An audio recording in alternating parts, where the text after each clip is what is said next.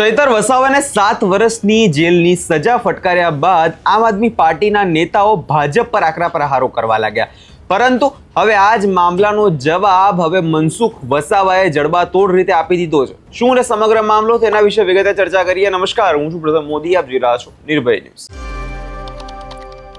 આમ આદમી પાર્ટીના નેતાઓ છેલ્લા કેટલાય સમયથી જે સમયે ચૈતર વસાવાને જેલવાસ થયો તે બાદ એવા નિવેદનો આપવા લાગ્યા કે આ ભાજપ દ્વારા કરવામાં આવેલું એક ષડયંત્ર છે અને આ છેલ્લા કેટલાય સમયથી આ જ મામલે રાજકારણ ગરમાઈ રહ્યું છે. પરંતુ હવે સાંસદ મનસુખ વસાવા દ્વારા એવું કહી દેવામાં આવ્યું છે કે પોતે કરેલા કામોની સજા જ્યારે મળતી હોય છે અને પછી આ આપ નેતાઓ માત્ર સસ્તી પ્રસિદ્ધિ મેળવવા માટે બધો દોષનો ટોપલો ભાજપ પર ઢોળી દેતા હોય છે.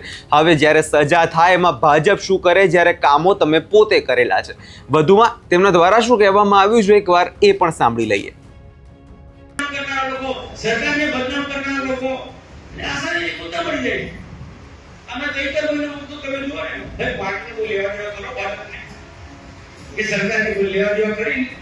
સરકાર રીતના કરે, પાર્ટી રીતના કામ કરે. મેં કહ્યું મારે મીડિયાના મિત્રો છે, પાર્ટી સંગઠનનું કામ કરે છે, બૂથ લેવલ સુધી કામ કરે છે, વિચારધારા લોકોમાં યુવાનોમાં આપે છે. સરકાર 5 વર્ષે બજેટ આપે છે.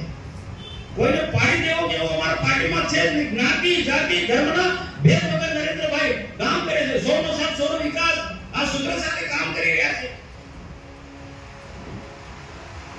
તમે તમારા એવા કામોના કારણે તમે ફસાતા હો તેમાં પછી દોષ દેવો ભાજપને, દોષ દેવો ભાજપ સરકારને. એટલે કેવી રીતના આનો પણ આપણે કાઉન્ટર કરવું પડશે. સોશિયલ મીડિયામાં કેટલું જોર શોરમાં ચાલે છે ભાઈ.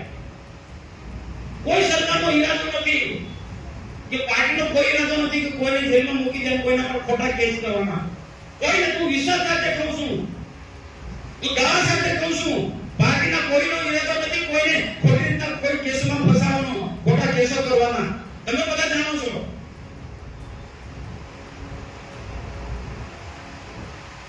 કોઈ સાથે ઘટના ઘટી હોય ને એ ઘટના પછી ફરિયાદ આપે તો પોલીસે તે ફરિયાદ કરવી પડે ને ફરિયાદ પછી કોર્ટમાં ચાલે. જજ તો તે ફરિયાદના આધારે એ જજમેન્ટ આપે ને. મેં પણ કીધું છે કે આ ચૈતરભાઈ માટે આટલા ટાઈમથી બધા કેસો ચાલતા હતા. 19 જેટલા કેસ કોર્ટમાં પેન્ડિંગ કેસ છે. આ ગોપાલ બધા ઊંઘી ગયા હતા. અમારો 8 વકીલો ગુજરાતના 2 વકીલો દિલ્હીના વકીલો લાવે છે તો એ પહેલા ચાલતા હતા તે વખતે લાવવા હતા ને. મને દુઃખ છે કે 15-16 વર્ષની દીકરીને આજે પેલી બેન જેલમાં લઈને જાય. આપણે દુઃખ થાય. બીજી બધી બેનો કાયદા બેનો આજે જેલમાં જાય એ આપણે દુઃખ થાય છે. પણ કાયદાનું કામ કોર્ટનું જજમેન્ટ છે ભાઈ. સરકાર હોય તો હું જઈને કહ્યું પણ સરકારના હાથમાં થોડું છે. સરકાર પણ તમે જો કેટલું જૂઠાણું કેવું ચાલે છે અને રાજકીય સ્ટન્ટ કઈ રીતના કરે છે. આખો રાજકીય સ્ટન્ટ કઈ રીતના કરે. આખા ગુજરાતની અંદર આમ આદમી પાર્ટીના લોકો સરકારના માથે માગલા ધોવે, ભાજપના માથે માગલા ધોવે છે. તમે જુઓ આવું તો ક્યાં ભૂતકાળમાં જોયું નથી. કોંગ્રેસ વાળાએ આવું નહોતું કર્યું. સમાજને લોકોને ગેરમાર્ગે દોરી રહ્યા છે. ગુજરાતના લોકોને આ કેજરીવાલ એન્ડ કંપની ગેરમાર્ગે દોરી રહી છે. આને કોણ કાઉન્ટર કરશે ભાઈ? જો આપણે સારા લોકો બેસી રહીશું તો આપણને નુકસાન છે ભાઈ. દરેક સોશિયલ મીડિયામાં મૂકો ભાઈ. કોઈ ટીકા ટિપ્પણી નહીં કરો, પણ સાચી વાત મૂકો. ચૈતરભાઈ વસાવાના ઓળખા હેઠળ ચૈતરભાઈના નામે આમ આદમી પાર્ટીના નેતાઓ આમ આદમી પાર્ટીને મજબૂત બનાવી રહ્યા છે. બાકી આટલા બધા વિદ્વાન લોકો છે. ઈશુદાન ગઢવી, ગોપાલ ઇટાલિયા, આજે તો મેં જોયો કોર્ટ સારો સજ્જન વિદ્વાન છે. તો એ વિદ્વાનનો તમે આના ચૈતર માટે કેમ ઉપયોગ નથી કર્યો?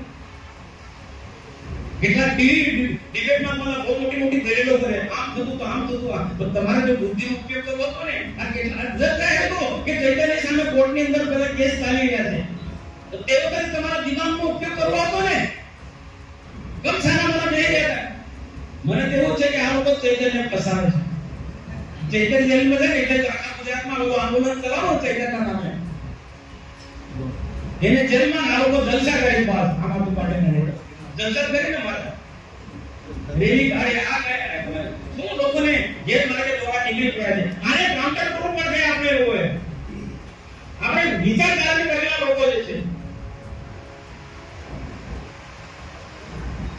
આ ને તો ખોટા લોકો શું છે ઘુસી જશે.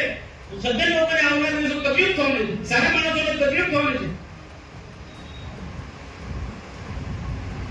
નવા જૂઠા લોકો છે મીડિયાના પડતો અરે ભલે નાનો મીડિયા લોકો પેલા અડ્ડાવાળા મારી આવ્યો ને તિલક વાળા આ ખોટું કહેવાય ને કારણ કે બીજા મોટા મીડિયા વાળાને બી મારે છે. મોટા મીડિયા વાળાને બી મારે અને હવે ત્યાં આગળ તમને બી મારે એ તમને આવા લોકો સામ્રાજ્ય વધી જાય તો શું થાય? સજ્જન લોકોને જીવવું મુશ્કેલ થઈ જશે ભાઈ. દેશમાં પ્રધાનમંત્રી નરેન્દ્ર મોદી સાહેબ આ દેશમાં કાયદો અને વ્યવસ્થા મજબૂત બનાવી છે, સર્વો સલામત છે. આતંકવાદીને કેવા ઠેકાણે પાડી દીધા, દેશમાં દેશદ્રોહી ફેરવી કરનારા લોકોને કેવા ઠેકાણે પાડી દીધા.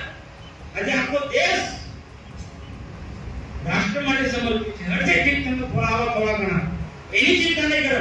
જાગૃત લોકો, સજ્જન લોકો, એક વિચારધારાના લોકો, રાષ્ટ્રવાદી વિચારધારાના લોકો બેસી નથી રહેવાનું. આવા લોકોને જવાબ આપવાનો. ગામની અંદર તમે મીટિંગ કરો, એ જુઠ્ઠા લોકો છે, ખોટું છે. આ કેસમાં આ છે, આ કેસમાં કોઈ નથી ને એક પણ કેસમાં ભાજપે કે સરકારે યથાપૂર્વક ખોટી ફરિયાદ કરી મને કોઈ પ્રૂફ કરાવે તો હું સંસદ સભ્ય માટે રાજીનામું આપી દઉં, જાહેર જીવન છોડી દઉં. આ ખોટી વાતો કરનારા લોકો મારે ચેલેન્જ છે. ભાજપે કે સરકારે કોઈ ખોટી ફરિયાદ કરાવી હોય ચૈતન્યના વિરુદ્ધમાં, હા અમે ચોક્કસ પેલું કહીએ છીએ ન્યાયનો પ્રશ્ન કે 15 દિવસના છોકરાને લઈ જેલમાં જાય એ દુઃખ થાય, અમને બી થાય. પણ એ સરકારે તો કોર્ટનો વિષય છે. તમે દલીલ કરવી હતી ને વિદ્વાન વકીલોએ આ બેનની મુક્તિ આપો, નાના છોકરું છે એને આ મહિલાને મુક્તિ આપો એવી વાત કરી ને વિદ્વાન વકીલ ગોપાલ ઇટાલિયા વિદ્વાન વકીલ એને ખબર નથી, જજમેન્ટ આવ્યા પછી ખબર પડી. આ લોકોને ઠગવાવાળા લોકો છે. જુઠ્ઠું બોલવાનું જોર જોરથી બોલું. હવે અહીંયા તમે જે રીતે સાંસદ મનસુખ વસાવાને સાંભળ્યા અને જે વાત તેમના દ્વારા કરવામાં આવી કે એટલું જ હતું તો સારા વકીલો તમારે રાખવાની જરૂર હતી. હવે આની અંદર ભારતીય જનતા પાર્ટી પર દોષ ઢોળીને કોઈ મતલબ નથી. જે પ્રકારે આમ આદમી પાર્ટી આકરા પ્રહારો કરી રહી છે, જે પ્રકારે હવે મનસુખ વસાવા દ્વારા પણ જે આ નિવેદનો આપવામાં આવી રહ્યા છે એને લઈને ક્યાંક ને ક્યાંક અત્યારે મામલો દિવસે ને દિવસે ગરમાતો હોય એવું લાગે છે. એક બાજુ આપણે જોઈ રહ્યા છે કે ગુજરાતભરની અંદર ચૈતર વસાવાના સમર્થનમાં આમ આદમી પાર્ટી અત્યારે વિરોધ પ્રદર્શનો કરી રહી છે અને એના જ કારણે જે અત્યારે રાજકારણ છે એ ખૂબ વધુ ને વધુ ગરમાતું હોય એવું લાગે છે. હવે જોવાનું આગામી દિવસોમાં ખાસ કરીને એ રહેશે કે ચૈતર વસાવાની જેલ મુક્તિ થાય છે કે પછી આ મામલો વધુ ગરમાય છે. તમને શું લાગે છે કમેન્ટ કરી ચોક્કસથી જણાવજો અને અમારી ચેનલ નિર્ભય ન્યૂઝ લાઇક, શેર અને સબસ્ક્રાઇબ કરવાનું ભૂલશો નહીં.